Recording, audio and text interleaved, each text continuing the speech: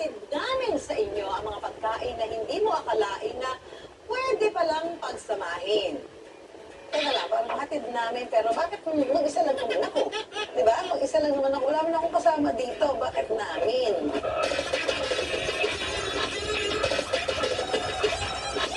Kumanda ng kiligin at mapagkinto mula sa isa sa miyembro ng Pinoy Group na SB19. Hello mga ka-wonder, magandang araw po. Ngayon po nakakasama niyo po ako. Ako po si Stel. Kakayanin kaya niya Estenami ang mga kakaibang food combination na ihahain ngayong gabi.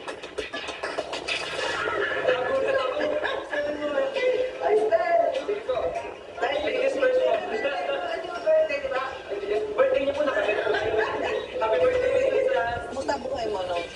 Ano? SB19. Dati po ako kuliglig. Ang solid na Pinoy ulam na adobo, imbis na baboy o manok, kuliglig ang nakahalo. Yaki o yummy? Paborito mo rin ba ang pansit? Paano kung imbis na kalamansi ang ihalo? Ketchup ang ilalagay dito. Lalantakan mo pa rin ba ito?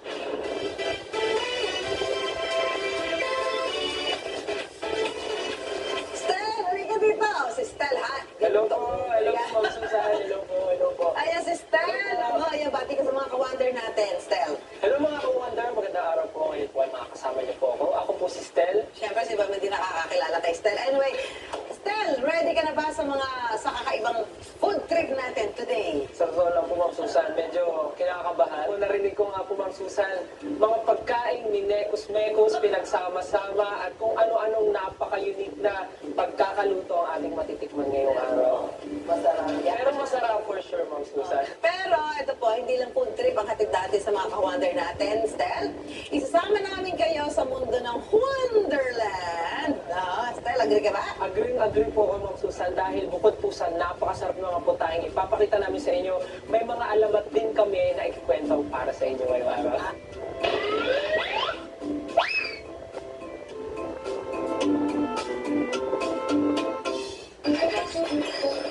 Mga ka-wonder, pamilyar ba kayo sa mga insektong ito? Pinandidirihan man ng iba, aba, para kay Aiko, ang mga pesting ito, may dalang swerte. Dahil ang mga ito, nagagawa niyang masarap daw na putahe. Yung sa negosyo po namin, mga tinitinda po namin, palaka, cricket, chicha worm, amaru, fried rabbit, sa lagubang sa Katipak Road. Lamang loob lang naman daw ang itinitinda niyong 2022. Pero hindi raw ito pumatok, kaya naman ang kanilang naging goal, humanap ng unique food na bebenta sa mga tao. Walang duda, ang mga ito, kinagat ng mga tao. Na-curious po talaga. It's not what it looks like talaga. Ano siya crunchy? Ano lasang butcheron? Pwede pa rin ulamin. Sa loob nga lang daw ng isang taong pagtitinda ng mga ito, marami nang nagbago sa buhay ng pamilya ni Aiko. Sobrang lakas. Almost 3,000, 5,000. Yun po yung naitatabi namin sa isang araw. Sabi ko po sa asawa ko, tuloy lang natin ito. Kolong-kolong, motor, naitagtag ko po sa sa paghanap buhay po namin. Huwag kayo mag-alala mga ka-wonder, ang mga ito, sinisigurado niyang hindi yaki. Dahil ang mga ito ay cultured o binibreed kaya malinis. Ang isa sa mabenta niyang produkto, ang mga naririnig natin insekto tuwing gabi, ang mga kulig-lig. Alam niyo ba mga ka-wonder, na ang kuliglig may alamat? Sa isang kaharian, masayang naninirahan ang prinsipe na si Prinsipe Kulig. Tuwing may pagdiriwang sa kanilang lugar, masayang nakikiisa, sumasayaw at nagtatangal ang prinsipe kasama ang kanyang kasintahan na si Ligaya. Ngunit, sa paglipas ng panahon, napapansin ng Prinsipe Kulig na tila ba mas hinahanap at nasisihan ng mga panauhin pati na ang hari at reyna kay Ligaya. Salamat sa iyong pagtatanghal, Ligaya. Ang pagmamahal ni Prinsipe Kulig, unti-unting nababalot ng galit at inggit. Hanggang isang araw, mayroon sanang panibagong pagdiriwang na dadaluhan si Ligaya. Nang malaman ito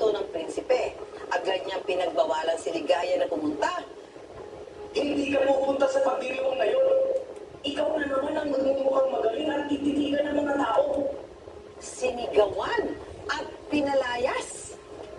Ayaw kitang makita. Maaari ka nang umalis. Umalis si Ligaya ng malungkot. At kalaunan, napagtanto ng prinsipe na mali ang kanyang ginawa rito. Sinubukang hanapin ni Prinsipe Kulit si Ligaya, ngunit hindi niya alam kung saan ito nakatira. Sinuyod ang lahat ng palasyo malapit, o malayo man maging sa kagubatan, umaasa na makikita itong nakatanaw sa mga paborito niyang bulaklak.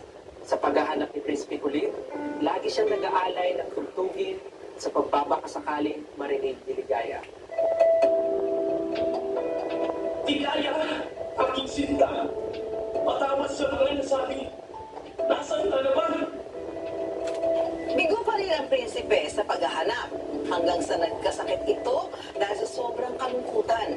Pero hindi pa rin ito tumigil sa paghahanap at nangakong habang buhay na patuloy natutugtog para kay Ligaya. Sa mga sumunod na gabi, naririnig pa rin ng mga taga roon ang tugtugin na tinutugtog ni Prinsipe bago mawala. Ang kwento sa kaharian, marahil ay isinumpa ng Prinsipe ang sarili na maging isang nilalang na gabi-gabing naghahanap kay Ligaya. At sa tuwing naririnig naman ito ng reyna sa gabi, palagi itong umiiyak at sinasabing, "Si Kulig yun, si Kulig." At sa pagtagal ng panahon ay naging Kulig-Kulig. Nako, si Prinsipe Kulig pa nga ito, Estel. Bukod sa kuliglig, ang isa pa raw sa paboritong lantakan ng kanyang mga customer, ang super warm o may scientific name na Sophobas morio. Ang super warm na ito patok daw sa kanyang mga suki. Kapag niluto kasi ang super warm, nagiging instant chicha warm. Ito po, maglilinis na po tayo ng worm. Hugasan niyo po siya. Ngayon po tatanggalin niyo po yung mga kinain po niya, yung mga gulay. So, buhay pa rin siya. Kahit na nakugasan na. Kaya po pipiritunin po natin siya na buhay. Ito po yung super worm. Kailangan po natin siyang i-fry para po maging chicha worm siya.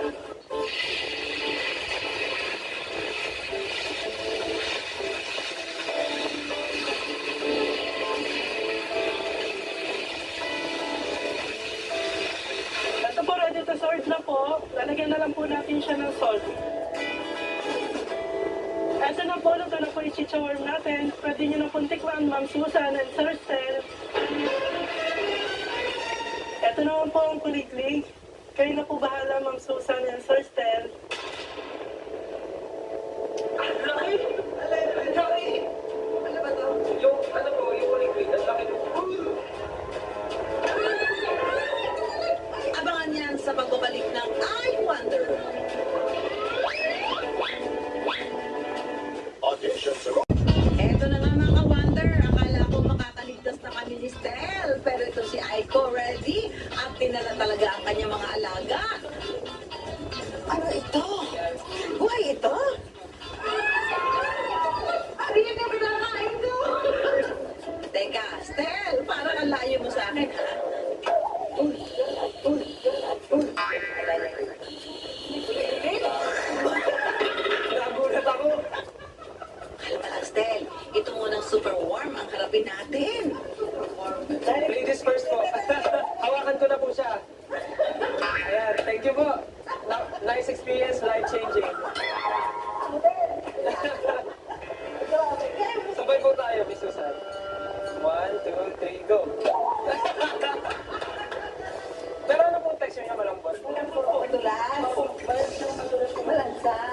Eh, hindi naman po. Bakit super warm? Sabi nila, high protein po talaga. Sabi.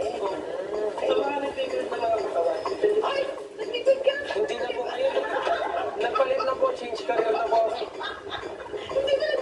Hindi na po ako nag-building ng katawan ko. High protein. Kaya ano mo kasi kaya, di ba? Oo, yan. Sige. Dancer po ako. Dancer po tsaka host na. So, meron po yan? Ganda lang po yan.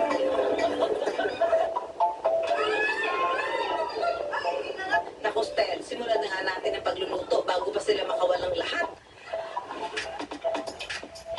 Ang recipe natin today, ang favorite nating adobo. Gagawin nating adobong kuliglig. Gaya ng normal na adobo, unahin na natin ang ng pag-isa ng bawang at sibuyas. Pero imbes na baboy, ilagay ang kuliglig. Siguraduhin hugasan at malinis na. Lagyan ng toyo at suka. At dahil hihintay natin tumatuyo at lumutong, magkwentuhan muna tayo. Stel, noong ano buhay mo nung habang nagluluto tayo magkwento ka ha? Kumusta buhay mo nung Di ba ako SB9? Dati po akong kuliglig. Hindi, dati po nung di po po ako SB19. Normal student po. Normal student. Okay, so ikaw ay normal student, di ba? Tapos nagtuturo din po ako ng mga sayaw po. Sa mga bata po sa special school. Ano yung pagkabunga ng SB19? Paano nagsimula yun? Audition po. Sa audition, tapos nagsama-sama kayo? Opo. Ang galing ah. Okay, tapos ngayon, nung nagte-training kayo, gaano katagal yung mga training na ginagawa niyo? Rehearsal, mga ganyan. Yung rehearsal po, everyday. Every day. Opo. Okay, ang bango. Ilang years Ilang yun? years? 3 years. Tapos noong 2018 po, nag-debut po kami as SB19 na talaga. Mahirap ba nung nagsisimula pa yung grupo niyo? May mga natanggap ba kayo mga pambabatikos, pambabash, ganyan? Opo, marami. Like, anong sabi? Siyempre kung dito sa atin sa Pilipinas, may mga bagay na hindi agad natin kayang i-accept, i-adapt, lalo na kung bago sa atin. Mga bagay na kailangan mo pang i-explain para mas lalong maintindihan, lalo na sa mga baguhan. Kasi sabi ko nga, kung mahirap kung baguhin ang nakasanayan, diba? Ang maganda po ngayon sa generation po natin ngayon, marami na yung mga taong mas nakaka-appreciate kung ano po yung bago. So ngayon wala na. Meron pa rin po, pero siyempre hindi naman na po natin isipin. Kasi hindi lang po mahalaga yung ganun po. You focus on yung Mas mahalaga po sa sa atin. mga good things at kung ano yung mga as long as tama naman Masaya yung yun. ginagawa nyo. Tsaka, Masaya. sa dami naman po nang nagsasabi ng positive feedback, hindi Yes. lang po yung mga may mas sinasabing Yan. hindi maganda. So, bakit mo pa papatulan? Eh ngayon, kumusta ang iyong personal life, ang iyong love life? May girlfriend na si Stel? Wala po. Wala ba? Already mo sa family. Ang rin. Siyempre, alam mo na. Pero siyempre magtatampo yung 18 pag sinabi kong wala. So, meron po. 18. Ano, 18? Opo, yung Siyempre, ngayon, focus ka muna sa career. Opo, focus po ako sa ganito. Sa ganitong path, pero yung pagkain po, hindi po ako makapag-focus. Dry na, parang tuyo na to. Crunchy adobo na to. Ready na, Tikman Stel. Ganito! Kaya namin tikman ang nilutong chichawarm ni Aiko at ang niluto namin kuliglig na adobo. At dahil safe culture na Stel, so safe na safe mo na siyang tikman. Wow! And smells good! Excited na po akong para sa inyo, Miss Susan. At yung adobo natin, kuliglig. At ito naman Stel, pritong superworm. Pero bago kami pipili muna kami ng ibang titikim. I wonder team, damay-damay tayo rito. Nanginginig siya. Nanginginig siya. Ay, crunchy, narinig ko. Ano po, parang chicharon, parang balat ng manok. Pero hindi mo talaga natin titikman. Titikman ko kapag titikman niyo din. Hati tayo. Sige na nga, Stel. Tikman na natin ang chicha worm at adobong kuliglig. 3. Parang wala siyang hangin. Lasa siyang balat ng mani. And for the moment of truth, kakayanin ba namin ang adobong kuliglig? Ang lalaki kasi. Parang hindi ko kaya talaga to. Para lasa ng adobo. Yay!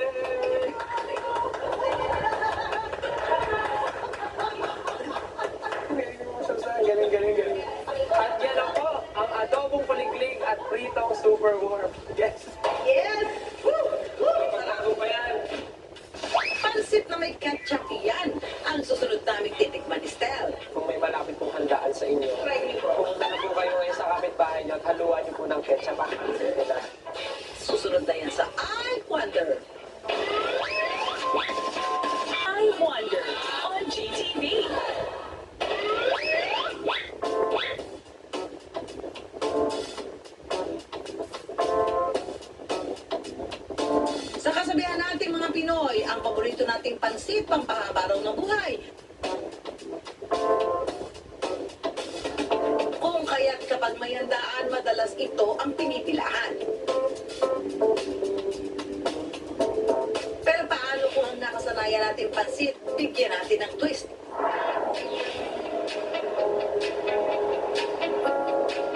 Tulad na lang dito sa bayan ng Laguna na imbes na kalamansi, ketchup ang ginawang kapartner ng pansit.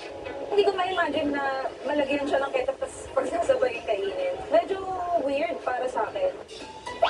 Para sa iba, magkasaliwaraw ang lasa ng pansit at ketchup, kaya hindi ito pwedeng magsama. Yun lang kakaiba kasi iniisip na ng tao medyo weird ano ang lasa nito para namang ginawang spaghetti daw. Pero sa mga suking mamimili sa Masyangs, perfect combination ang pansit at ketchup. Ang recipe raw na ito, pamana pa raw ng lola ni Mark na si Lola Deling mula pa noong 1950s.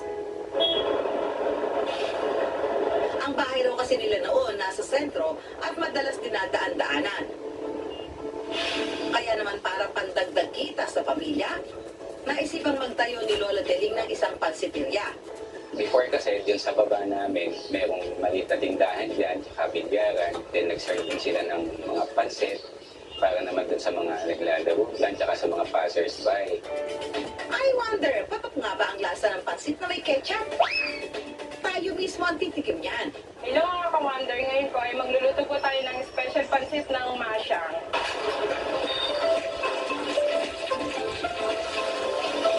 Igisa ang bawang hanggang sa maging golden brown.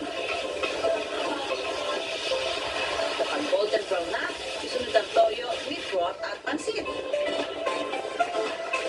Lagyan ng paminta at hintayin matuyo.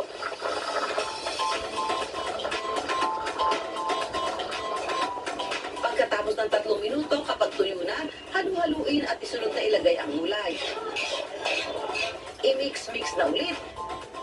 At para makumpleto ang presentation, lagyan natin ng proben at itlog. Presented, pansit with ketchup.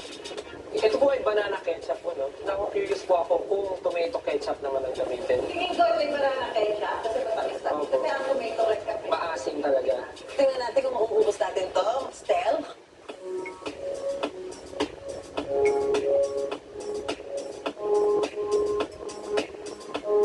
Naintindihan ko na po kung bakit ketchup. Bakit? Siya po yung alternative ng kalamansi. Kasi may asim po talaga siya, yung ketchup na papaalo. Pero alam mo, ako sa bahay na pansit tayo may galamansi. Pero hindi siya weird. Actually, masarap siya. Medyo maninibago lang po sa umpisa kasi unang malalasahan yung ketchup. Oo, yung ketchup. Pero sa dulo, parang pansit pa rin naman po. Pero pansit pa rin naman.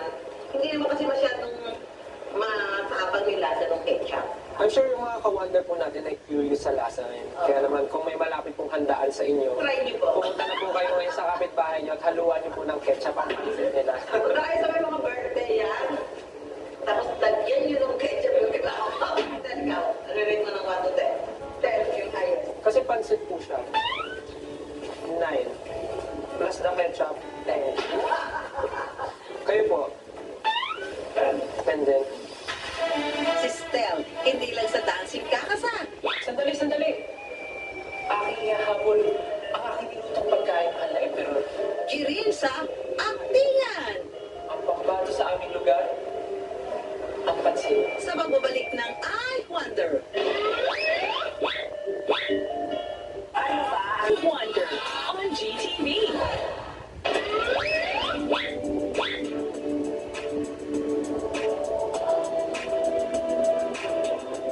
Si Stel, speaking of pansit, alam mo ba Stel na may alamat din ng pansit?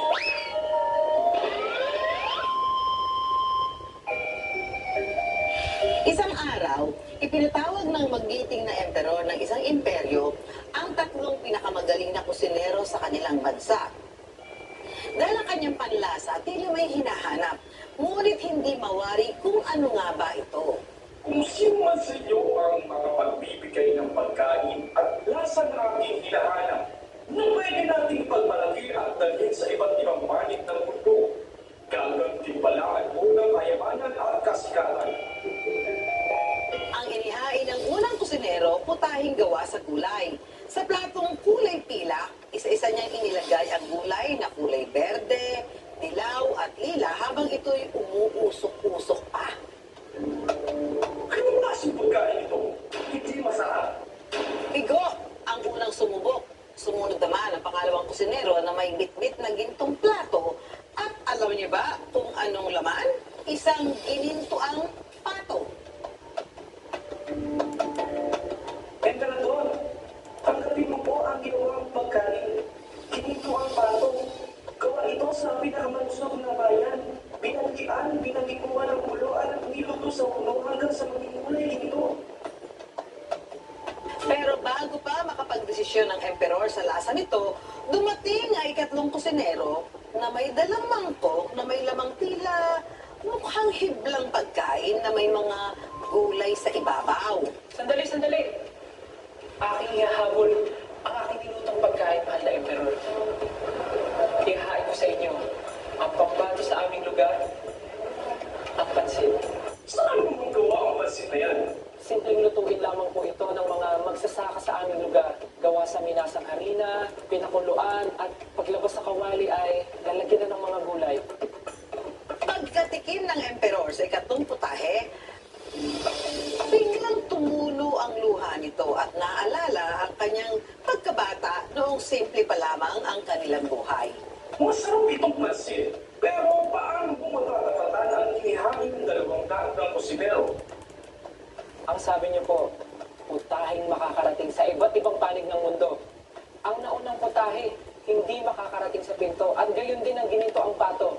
Ngunit ang haba ng mga hibla ng aking pansit ay kayang makarating kahit sa kabilang bayan pa yan. Namangha ang emperor sa lasa at galing ng ikatlong kusinero, kaya ang kanyang itinanghal na panalo, Ikaw at ang pansit, ang aking itinanghal na manalo. mula noon, malayo na ang narating ng putahing ito at nagkaroon ng iba't ibang bersyon sa Europa at Asya. Ito ang tinatawag natin ngayon na pampahaba ng buhay, pansit.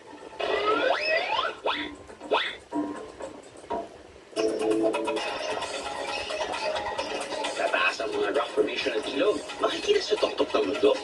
How come? Parati pag-feature natin ang Mindanao, iba talaga yung vibe. Kaya I just... Wonder. Siyempre, papasalamat tayo kay Stel sa iyong mga kwento ngayong gabi. Gento pa tayo. Para pag may mga tanong si Juan, bibigyan natin ng kasagutan, Stel. Yes po. Nakakatuwa rin po talaga makarinig ng mga kwentong napaka masasabi kong galing talaga sa ating sarili natin sa bansa natin. Meron pa palang maraming alamat ang mga kinakain natin at kahit yung mga paborito kong kainin, may kwento pala sa likod doon. Totoo man o produkto lang ng ating malilikot na imahinasyon, pinagigiliwan pa rin ito hanggang ngayon.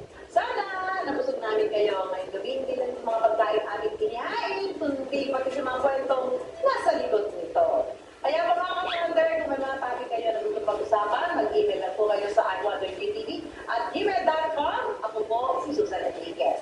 At syempre, follow nyo rin po ang social media account ng iWonders na Instagram, TikTok, Facebook at Twitter para updated kayo sa mga kwento ni Juan. Ako naman po si Stel. Maraming salamat po. Magkita-kita po tayo at linggo ng gabi sa GTV. At ang mga tanong ni Juan, bibigyan namin ng kasagutan dito lang sa I Wonder! Up next, Biyahe ni Drew on GTV.